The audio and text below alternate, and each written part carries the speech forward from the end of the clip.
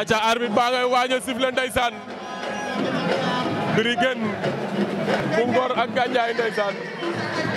Gandiaye dëgg la ma nga nekk yooni Kaolack ndeysaan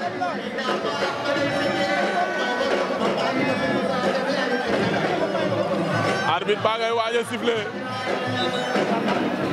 ma ngi leen di laaj ndax pare ngeen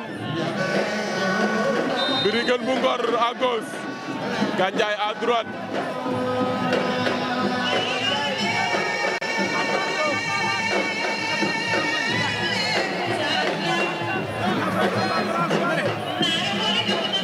ndeysaan